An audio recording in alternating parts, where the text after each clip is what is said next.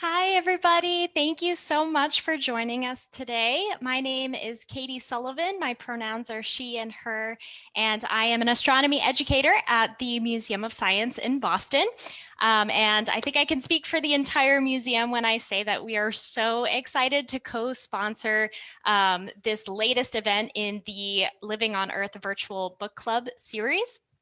To give you a bit of background about Living on Earth, this is a public radio program and podcast that has been reporting on climate change and public health and a variety of other topics in science for the past 30 years, which is super impressive. And I have the wonderful honor of introducing our host and special guest today. So here with us tonight, we have the award-winning host, creator, and executive producer of Living on Earth, Steve Curwood. And he will be talking with Katherine Moore, who has been an educator for many years and is the daughter of the late NASA mathematician, Katherine Johnson, whose story is told in the critically acclaimed book and film Hidden Figures. And together, Moore, with her mother and her sister, created the autobiographical picture book, One Step Further, My Story of Math, the Moon, and a Lifelong Mission, which just came out earlier this year. So I know everybody's at home and muted, but everyone can give a silent virtual round of applause, and I will turn it over to you, Steve. Well, thank you. Thank you, Katie. And welcome, Catherine. We're so excited to have you with us. This is such an amazing story. And spoiler alert, I believe as we were getting ready for this, you told me that the world never knew about what your mother had done until she was 97. And of course, the movie was made that so many of us saw and then began to understand. So I guess patience is a virtue, huh? Well, if you knew her, you'd know that she did not ever talk about herself. She was a very humble, wonderful mom, community activist, church goer. She just enjoyed her life and loved what she did. And she lived to be 101. Yes. So that's pretty amazing. Um, the This is, in some respects, one might say this is a love letter to your mom. You and your sisters got together. Uh, you are holding her up, her life and career, and I gather you actually started working on this when your mom was still alive. What inspired you to do this and do this as a book accessible for children? Well, actually, the interest came from National Geographic. She'd say, they want to write a book about me. Well, if you think it will help young people know that science and math are fun, okay. So they sent a ghostwriter who did a lot of work. She asked a lot of good questions, and we actually sat there and learned a lot of the backstory, as they would say. And what we had to finish was, I guess, the part of her life that we lived with her, and then afterwards that we did our research and found out things about, because we knew our grandparents, we knew our aunts and uncles. We lived the life with her, but she was just mom, and it was delightful because she was so interesting. But she worked, she worked 12 months a year. She took off. We always joked with her because she would take off for her sorority, her church, or the CIAA, which was the basketball tournament for the HBCUs. And she Right. and another mathematician would pack up and go for the whole week and watch basketball and plot the scores and tell you. So when we came in on the weekend, she would tell us who's going to win. Yeah, I was going to say she must have done those brackets very well, Yes, she knowing. did. I mean, what's it like to have lived with a math genius? I imagine you. anytime you had accounting for your allowance or something, she knew exactly how much you had and what she might owe you. Well, if you think back to the times we lived, the 50s we were coming, I was born in the 40s, I was the youngest. Times were different. Um, because of segregation, you really didn't have the freedom to go and come where you wanted to. So we had a lot of family time, a lot of family activities. She was a typical mother in those days. She taught us to sew. She taught us how to behave. She and my dad were both teachers in the early days. And the two of them, he was a science teacher. She was a math and French teacher in the high school. And we went to school in Bluefield, Virginia on the first floor, and they were on the second floor. So we were always, I won't say watched, but guided. And it was such a fun time because when you think about it, the games in those days were hopscotch or uh, dominoes or work jigsaw puzzles. They were things that would make you think, that you had fun counting. Um, that's how she taught, mostly by doing those things that were fun. So when you got to school and had to do the counting, it wasn't a big deal. It was never made to think math was hard or not something girls did. They had three girls. We were to go to school. We were going to college. You had to do well, period. So let's go at the beginning. How did your mother become interested in mathematics? Did her parents, to what extent did her parents understand that she was some kind of a math genius? Well, mom would say her dad, we called him granddaddy, but she said he was the smartest man in the world, although he only had a sixth grade education. He could look at a tree and tell how many board feet you could get out of a tree. He was a lumberman, he was a farmer. My grandmother, on the other hand, had gone to school in Virginia, in Danville, Virginia, I believe, and was a teacher, but she was a home person. With four children, education was the key. And whatever it took, they were going to be educated. So they lived in a town called White Sulphur Springs, West Virginia. Blacks were only educated up to the seventh grade. And then you were either going to be a maid in someone's house or maybe a teacher if you were lucky. He packed up his family. He stayed in West Virginia and worked at the Greenbrier Hotel, sold the farm, and moved into town. But they were going to college. So West Virginia State had what a lot of the HBCUs in those days had. They had a high school that was sort of attached to them to prepare you for the college rigors. And so all four of those siblings, two boys, two girls, went to West Virginia Collegiate School for Colored, it was probably called officially, which fed into West Virginia State and Institute West Virginia. And they went back and forth every year until all four graduated. She graduated in 1937, summa cum laude, in math and French. Now, her numbers part came in because at 4 years old, she was walking up the street and they said, "Well, where are you going, little girl?" She said, "My brother's having trouble with math in school and I'm going to help him." She was the youngest. My grandfather did not stop her or they'd make her go home. At 4, the friend of the grandmother said, "I think I need to start a kindergarten class. She needs to be in school."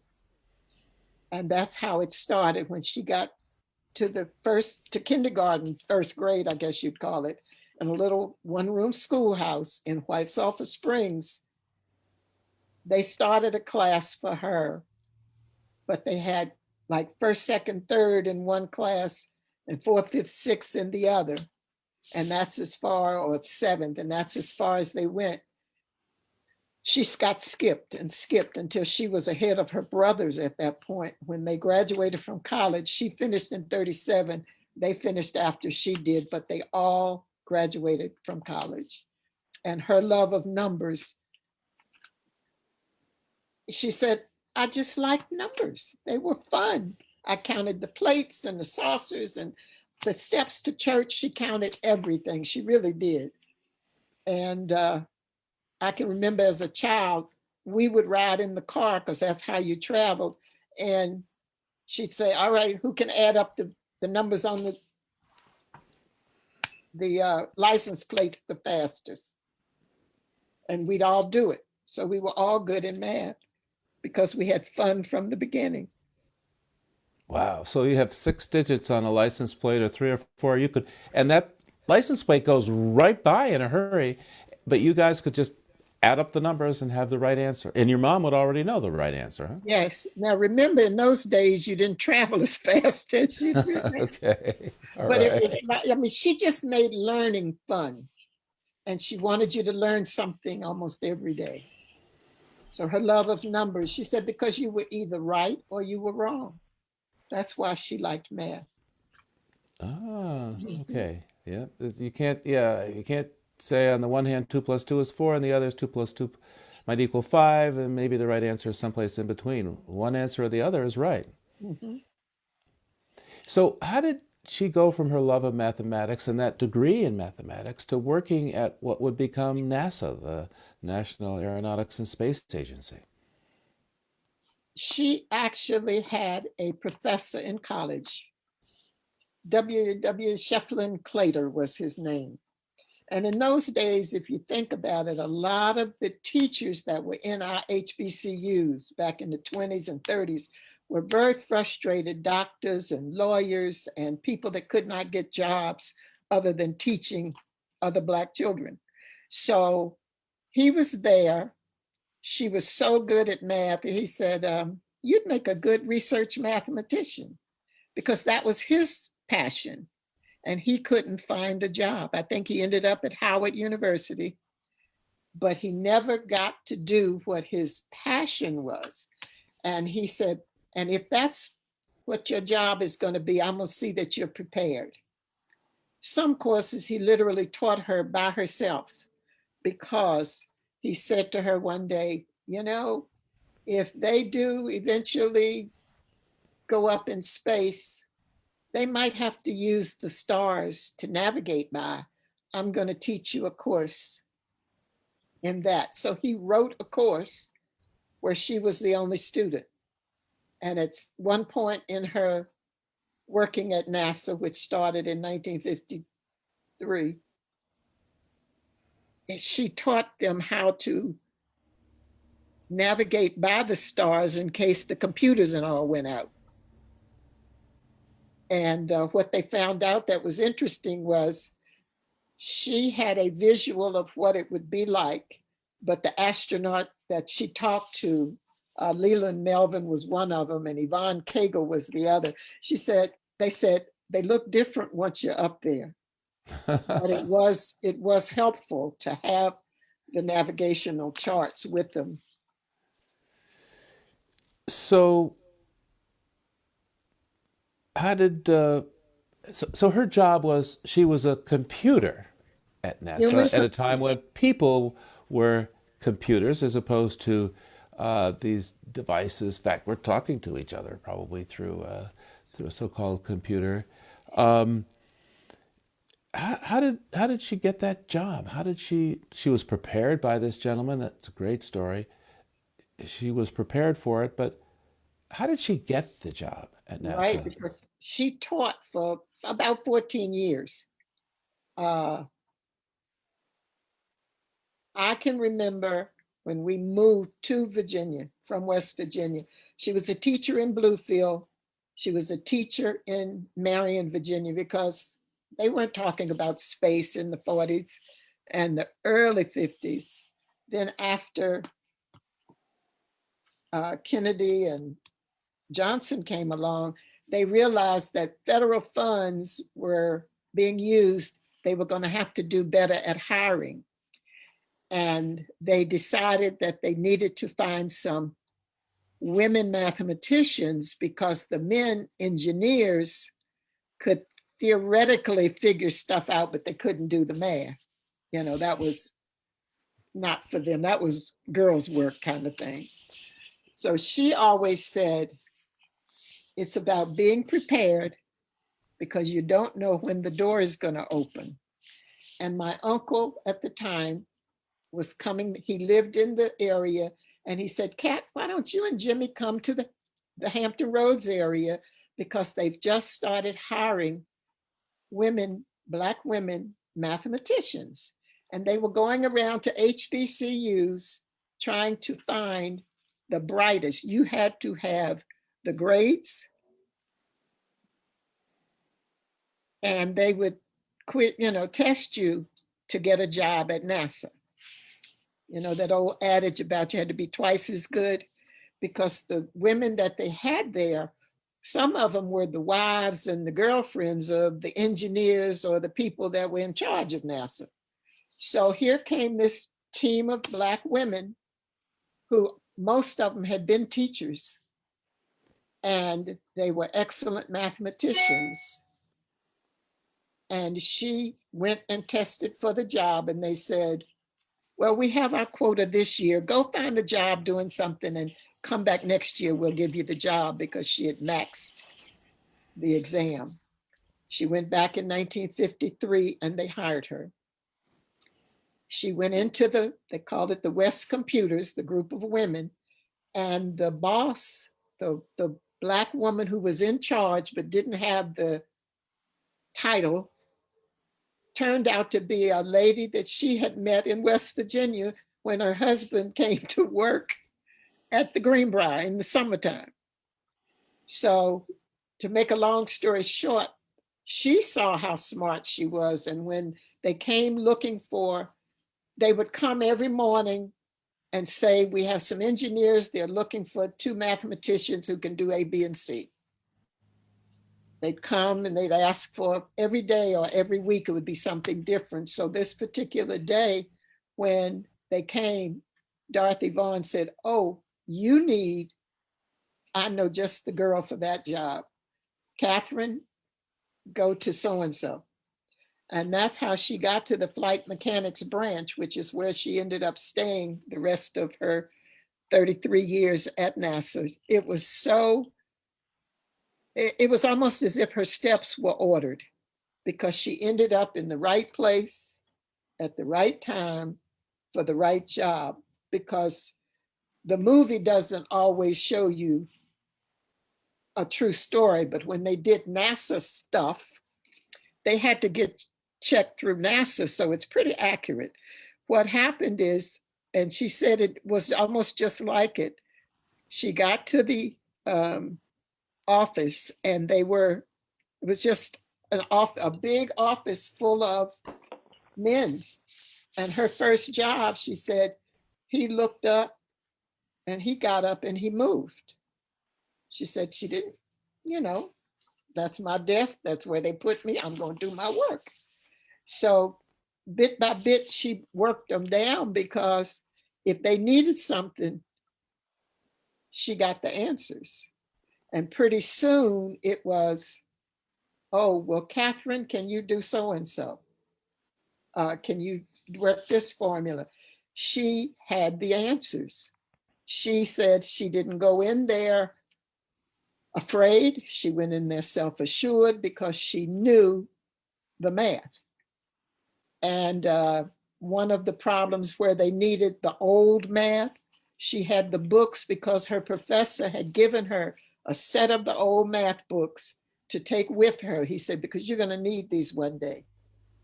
And that part that played out in the movie was pretty much that.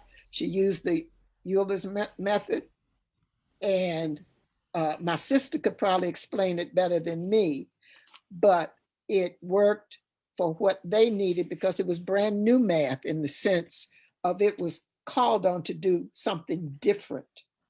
And those engineers and mom wrote the first book on space travel.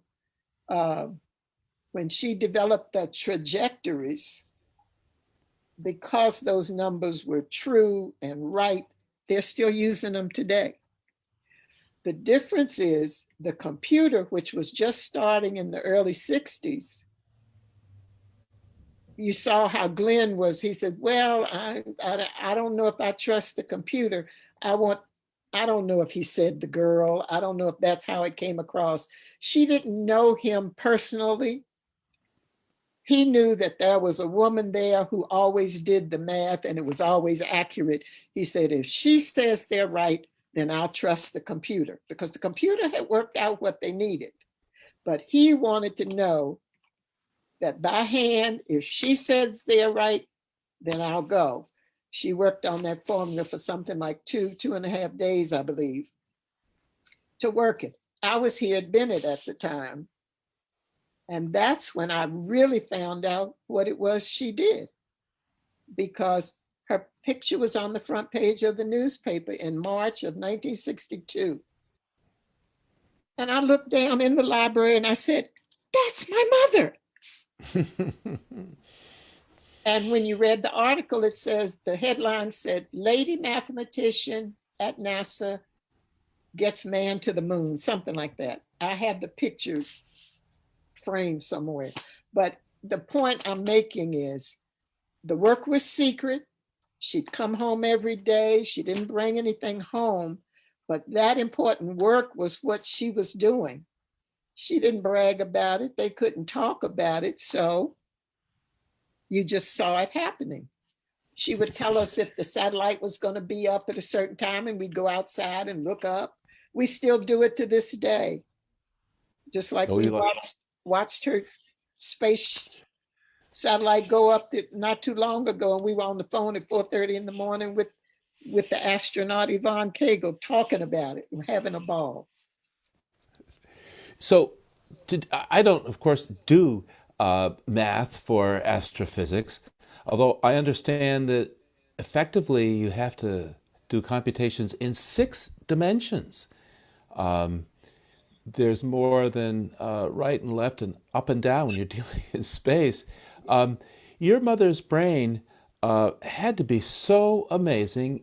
And of course, she was up against Jim Crow and the sexist world that we had in this country at the time. And of course, we haven't completely healed from that either, even today. I mean, how did she deal with discriminations from bosses and co-workers and all that? Really throughout her life and in her career there at NASA, which was, pretty much white guys. Again, we were blessed. We had grandparents who didn't bring their horror stories in to make us bitter or afraid, or we knew the real deal. We knew our lane to stay in. But what our parents did is they instilled in us about knowing your place, but not knowing your limits. You're going to be ready, so when those doors open, you'll be able to walk through. And I think she went into every job. We say she was fearless, because she didn't go into a job thinking, oh, she had to be subservient to the white engineers. She went in, I know my math, they need me, I have a job to do. And her answer was always, I was just doing my job. And she said all those women there were smart women. You look at Mary Jackson, she was the first Black engineer. She went and faced a judge to get permission to take a course because they didn't allow Blacks at the school. And she pled her case, got that, went on and became the engineer.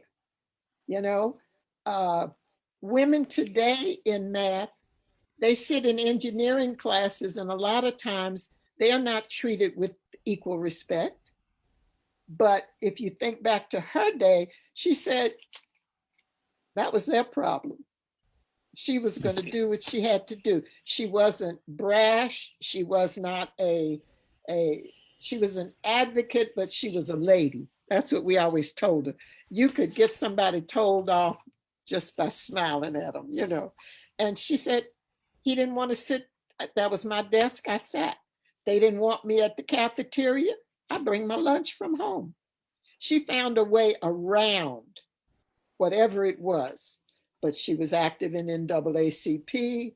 She never ever didn't, she always knew who she was.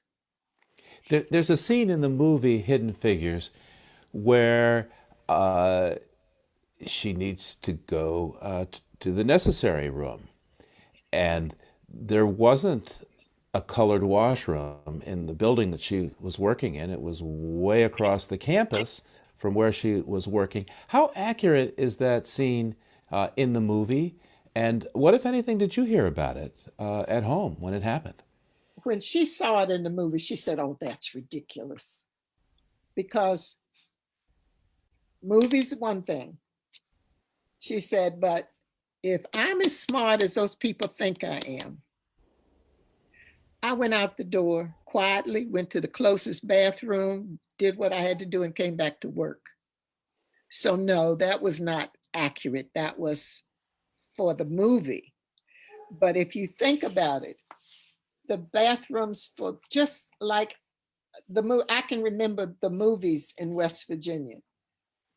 Our bathroom was always tiny, smelly, either upstairs in the rafters or downstairs in the basement. They always made a difference between black and white, Negro or colored in those days. And you had a choice. We were girls.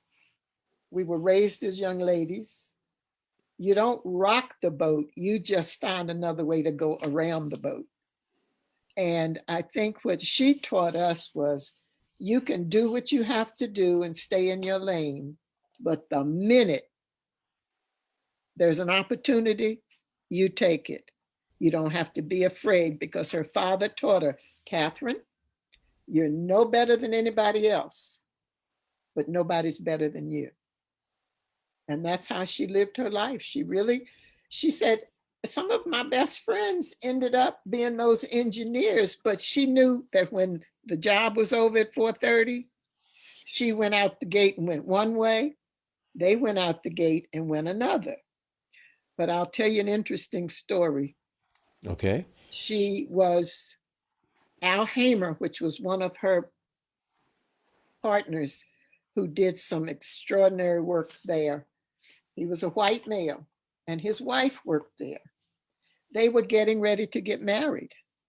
And without even thinking, Al said, well, Katherine, now the wedding is such and such. And she said, well, you better check your church. You know, we haven't changed that much off base. And sure enough, his minister said, oh, you can get married here. They were both white, but no blacks were allowed. So she couldn't go. And she said, you all go on and get married. You'll just come here afterwards and we'll have our own party. So she always found a way to, I know what the rules say, I don't have to agree with them, but they don't have to kill my spirit. I'm not going to allow that. And they just worked around it. So the times were hard, there were rough spots, but that was not her way. Her way was just to do her job. You had one comment about the movie Hidden Figures, but in general, many of us came to know your mother's story through the film Hidden Figures. How did you and your mother and your siblings feel about the way that they told the story in the movie? The people that wrote were very accommodating in terms of, that wasn't our story, that was their story. We didn't have anything to do with it. We weren't consultants or anything like that, but they were very respectful of how we took it. So they bought the movie to us, rented out the theater, and had mama and the two daughters sitting there with popcorn and the whole works, and the director and the producer were sitting there also to see what we thought. And the story was so close to what it was like that we had no real um, negative thoughts about it. We said, you do realize, number one, we were not that young, but we thought it was easier to have us as cute little girls than to have the dialogue of teenagers. So that was one thing. But it did not take away from the actual story of bigotry, segregation. But our story was real.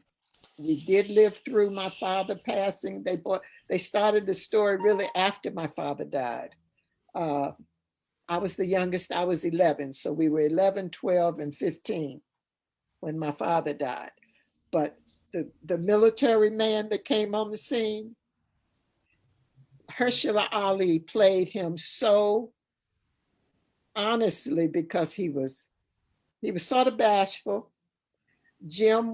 We called him Jim, and he was our bonus dad because we had him almost 60 years.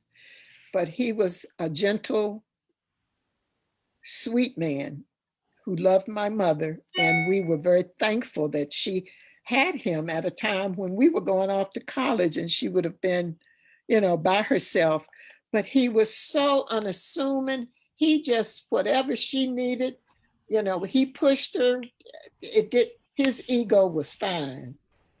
He was a mailman, because when he came out of the service, I think at that time they had too many Black military officers. So they riffed half of them and they went into the post office. And he was a wonderful postman for, I think, about 30 some years. And his clientele loved him. They gave parties when he retired. She was just lucky and found two real good men. And I think that just made her work that much more enjoyable because there was no pull and tug of, a woman's place and that kind of thing. She was a modern woman without having to act aggressive. She was just assertive, but always a lady, always. So we're speaking during National Women's Month in March. And this year, your mother was chosen to be inducted into the National Women's Hall of Fame, which is just the latest in a long, long list of awards and honors that and tributes to your mother's legacy. Of all those awards and accolades, which, if any, are you perhaps the most proud of? I have to say the experiences of hearing what people think of her. It would be very difficult to choose, but I'll tell you how she felt when she got the invitation to go to the White House with President and Mrs. Obama. She said, and he kissed me on my cheek. Because she was able to go, it was a thrill of a lifetime. But she didn't do any of it for awards. I mean, she got her first honorary doctorate back in 1998. But my sister and I always come across something that is so profound to us because we lived with this lady. And she would never come home and say, oh, I'm going to MIT. It says she was a National Seminar on Women, MIT, Boston, Massachusetts, in 1963. She didn't tell us. I was in college at the time. She didn't tell us. But because we were in college, she was able then to do more than she would have been able to do otherwise. Or she was at A&T in science symposiums where she would either speak or judge. And that was back in the 60s. She was very active in her sorority. She was head of her sorority. She was, they called them commissioners to the General Assembly of her church. So she was well-rounded. Her awards were varied. We went to, I think it was Detroit, to accept the Lucy Laney Award from the United Presbyterian Women. We went to South Africa to receive an honorary doctorate. I mean, to go to South Africa, and she would have gone in a heartbeat. That's really the only sad reason we're sorry she wasn't recognized earlier, so she could have done these things herself. But to live vicariously through her, we had to constantly come back and perform for her all the things that we either heard or said, and present her with the awards. And they filled her apartment. My dad, I can remember so well when we went, because he started with dementia, we weren't able to take him certain places. But even when she was awarded at West Virginia State with the life-size, I mean, I think it's a 7-foot statue, bronze statue, that it just took our breath away. It's standing there, she's cradling books, and she was able to go and see it. She was able to be honored in person at her old alma mater. That was meaningful. To go back to White Sulphur, where she was refused entry into the library, to now have the library, the Katherine Johnson building, right on the main drag of right down from the Greenbrier Hotel. That was monumental. To have the building she worked in, not the building, but the new building they put up that housed all of the data, all of the computers that the data is fed into at Langley Research Center, named the Katherine Johnson Computational Research Facility. In her home state of West Virginia, how can I choose what is most important? All of them, she would say, I was just doing my job. And that's how she did. People in her church for over 50 years would say, we had no idea what your mother did. We knew she worked at NASA. But you see, we were in a community where a lot of the women worked at NASA. A lot of the men worked at NASA. But they didn't come out and tell you all the things they did. Dr. Christine Darden, world renowned in her sonic boom experiments and all. She was in college with Jorlette, but she is one of the hidden figures. So, what's from your perspective? What's the importance of women being models for young people along these lines? And in other words, what advice do you have for children today who may not see themselves represented in the science and technology and engineering and mathematics fields, whether they're young children of color or young girls? What advice do you have for them? My mother would tell you, and I try to channel her as a teacher even, girls can do anything they set their minds to. What is it they say? Women can save the world.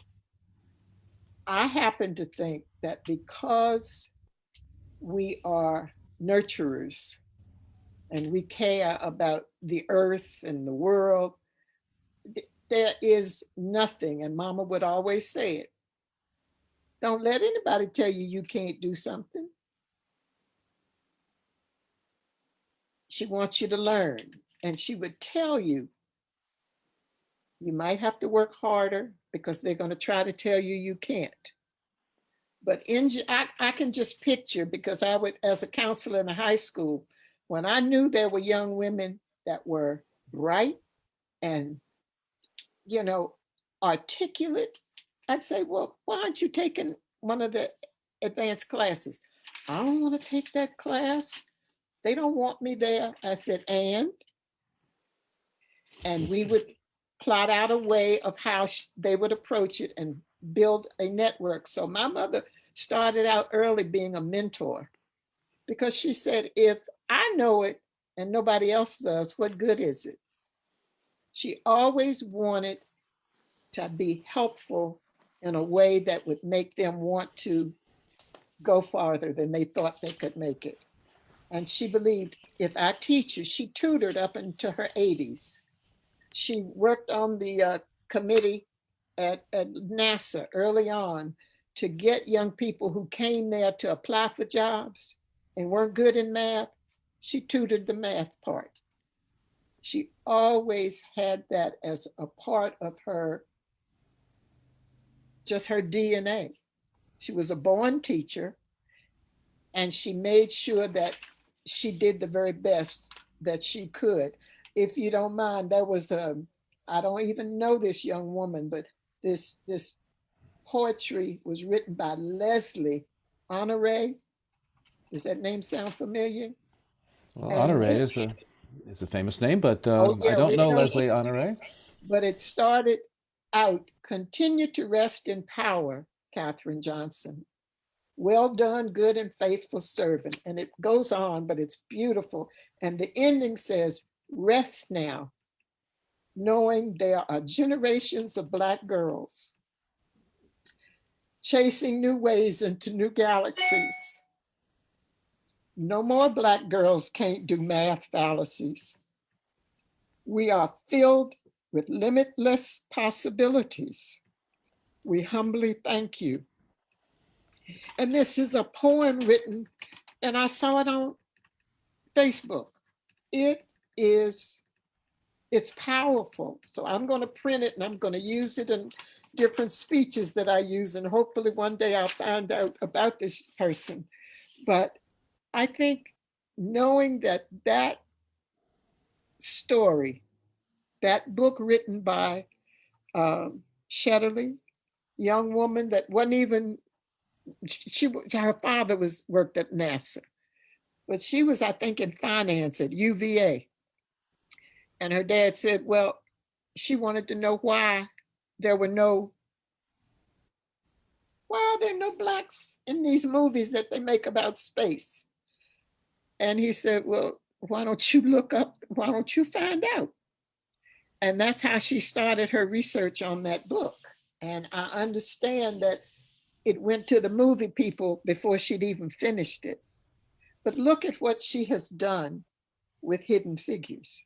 She's written children's books, the movie, other books, but it took off and NASA made it into a call, and, you know, young girls started believing in themselves. So the mentorship, the if I can see it, I can be it, it took a life of its own. And if nothing else, that legacy is what I try to keep going after my mom has gone. Pardon the emotion. Every now and then it'll hit me because it's been a year. But her life was lived in such a way that she didn't have money. She didn't come from money, but she had an interest. She was curious. She was persistent. She was a valued, loyal person. She was a good person. And I think those kind of qualities will carry you as far as you can go. And to have them name that spaceship that was taking food up to the space station, I didn't think I would get emotional, but to think that she finally made it to Mars with all of her hard work, it was just amazing. So I am so thankful. I am blessed. I think she deserves all and more of the accolades. And when the young people dress like her and people write books, we don't even know half the people that have written books about her. But the book we wrote, she wrote this one first.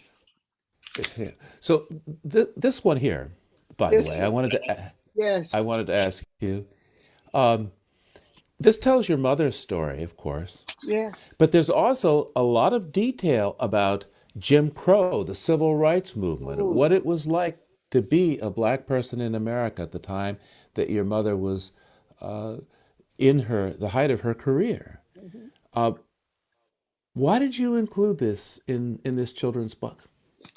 Well, this was their idea. They wanted to span, in other words, you can't keep glossing over what people can do in spite of. And you can't rewrite history. I mean, if you look at the times today, if we had let Jim Crow stop us, we would not have elected our first Black president. We would not have the magnificent knowledge of what we're capable of doing as a people. And I don't mean just Blacks, I mean brown, purple, all people. Everybody has value. But I think we have taken a step back. And the timeliness of this book, if you just look at the timeline in this book, it I didn't even know about how it was going to turn out because we didn't put it together this way. This is how they summarized her story.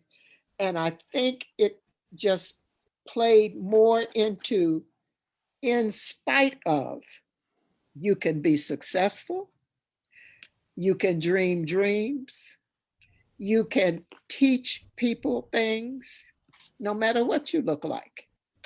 And I just appreciated the fact, even where the young woman that illustrated the book, the impact it had on her, or the young woman who, I can remember the woman coming who sat on the floor and took the actual pictures from all of our different archives. And it, I told my sister, I said, I never could have done this on my own. It would have just been, tell her story and all, but they wanted to put it in perspective.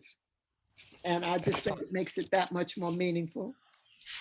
So we have some questions now from people who are associated with the Museum of Science here in Boston.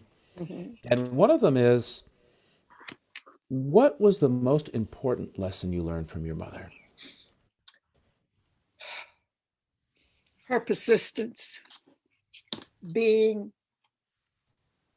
being ready, being prepared, because we had no idea. We just knew, excuse me, when we went to high school, we were going to college. I mean, there was no question. So her expectation was, if you expect nothing, you'll get nothing. But if you set your sights, then you strive for them. And that, to us, that wasn't work. That was just trying to be like mom.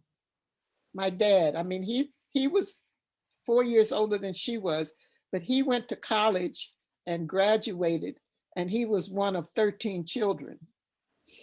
But a lot of teachers came out of that family. And I just think that when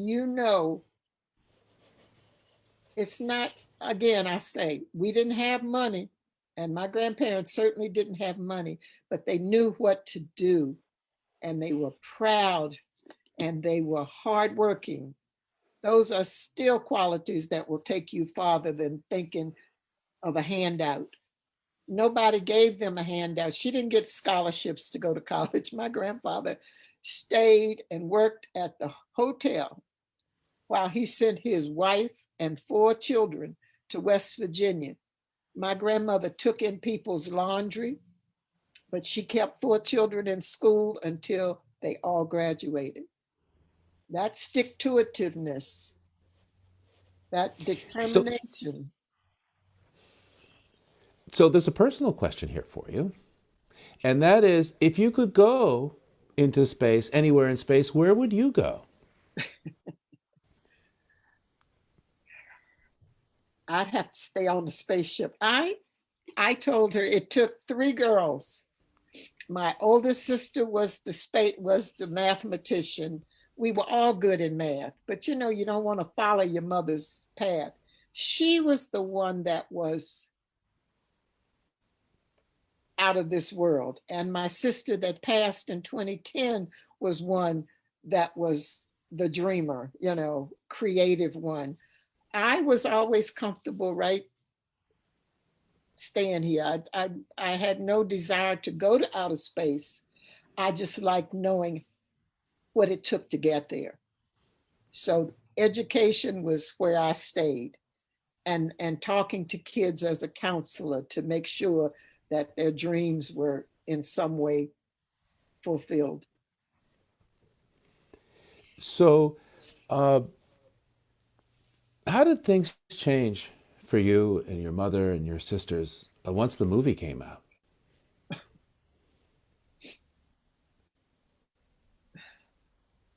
The easiest way to answer it is because she prepared us for a door opening.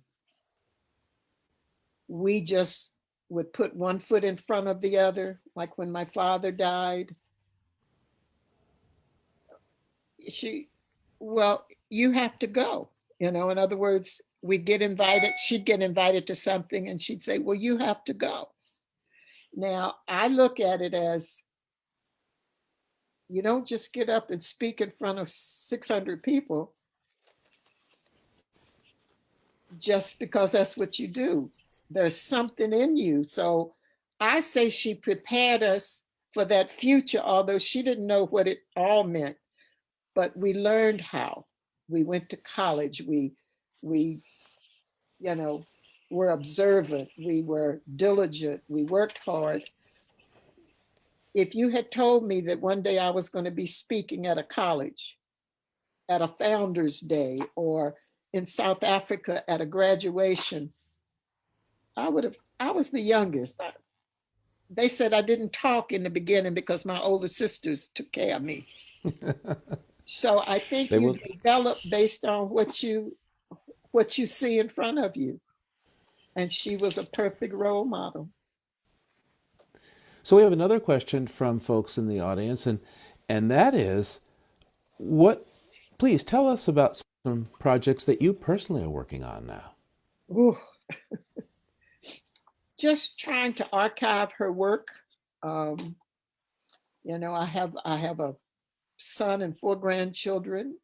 He's trying to finish law school, and I have to say, as a retiree, I had no intentions of going back to work, but she put us into a whole new uh, venue and speaking and sharing her legacy and making sure that the message is out there that young people can go into the STEM field and just enjoy the learning process and do well so that when you look up and you see the new astronauts coming along, they look like us and there's better representation in those fields. I think she would be very happy. Now, what advice might you have for teachers, for educators who want to help students see themselves represented in STEM, in science, technology, engineering, and mathematics? All right. I've been out of the education system about almost 20 years now. I think teachers, a lot of them get a real bad rap because they're painted with the wrong brush. They're given unexpected, unreasonable expectations without the support they need.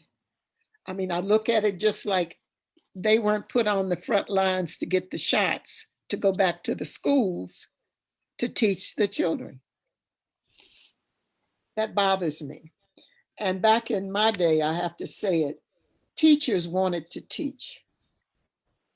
We have a lot of teachers today, I think, that are misguided. They want a job. Teaching is a calling, and they that do it well, and there are so many of them, really impact the kids. I spoke at a school yesterday, and one of the parents surprised me and said, Mrs. Moore, you were my counselor back when I was in high school. And now she's the parent of one of those seventh graders.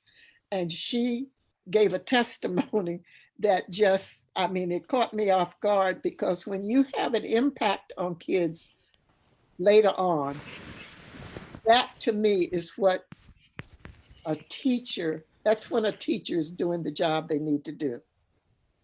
I believe very strongly that if schools could go back to the neighborhood where you care about, I mean, when we looked around the schools we went to, those teachers lived with us. They went to church with us.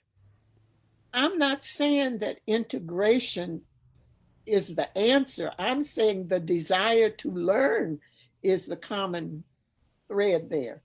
And if you are good at what you do and you want those kids to get what you think is valuable, nobody has to tell you how to do your job. Kids will want to go to school, not stay home, not, feed, not look at this. Because in my day, this would have been parked. You wouldn't bring it in my class. We'd make the stories, we'd build whatever, because learning is action, is active, it's exciting. I don't know what else I could say about it. Well, what you might say is if lightning were to strike for a moment and you'd be back in the classroom for a week Uh-huh. teaching children someplace, what would you want to teach them? How to love learning, how to have fun learning. Mom used to say, because they always say, well, I don't like math, I don't want to take it. She said, name me something you can do without numbers, without math. They couldn't think of anything, because I used to teach in the summer, and their math lessons came from the sports page and the uh, advertisement page from a grocery store. They'd have to go shopping. They had so much money. You found real life experiences to do with the numbers, and you put them together, because you cannot live without math or the knowing why something happens. You need the science. And if you don't know how to ask the questions, you're going to miss life. Indeed. Well, we're coming up on time here. We've been at this. Let me just check and see if there are other questions that I overlooked that we need to address. Um, looks like oh, if you,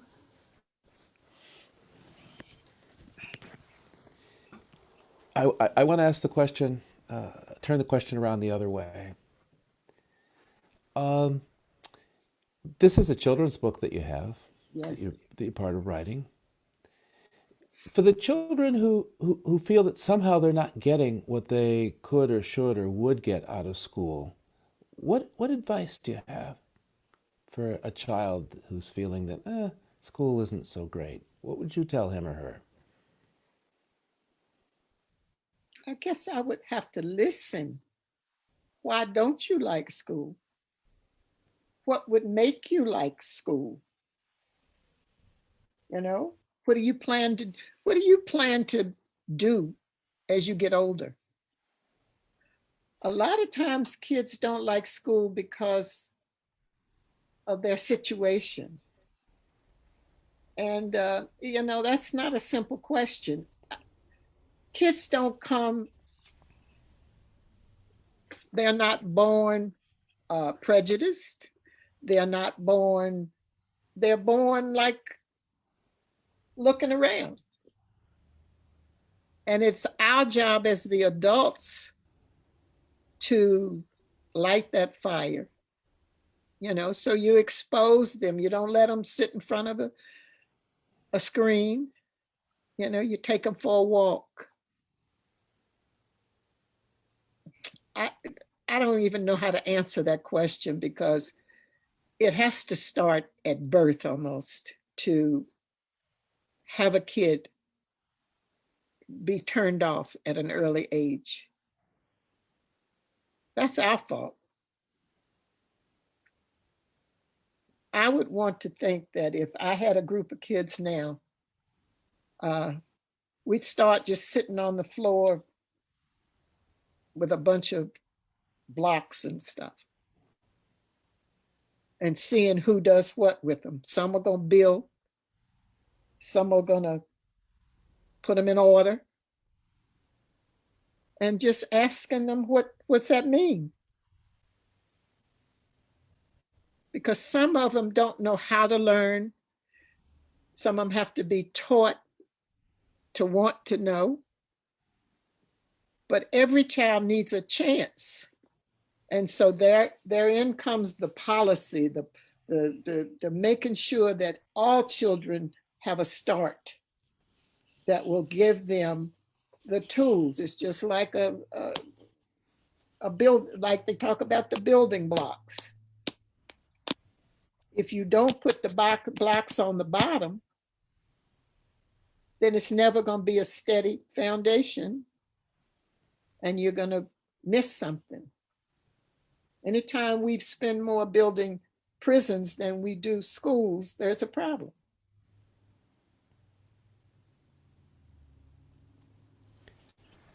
Well, the clock is relentless, and so I want to thank you for joining us today. And I want to thank all of you out there who have joined us to talk with Katherine Moore, Katherine Johnson. Well, actually, what is your full name? I've said it wrong, right? No, I'm Katherine also, but I'm Katherine Goebel Moore. Katherine Goebel Moore, right? Okay. And my Katherine sister Goebel. is Joylette Goebel Heilig. Ah, okay.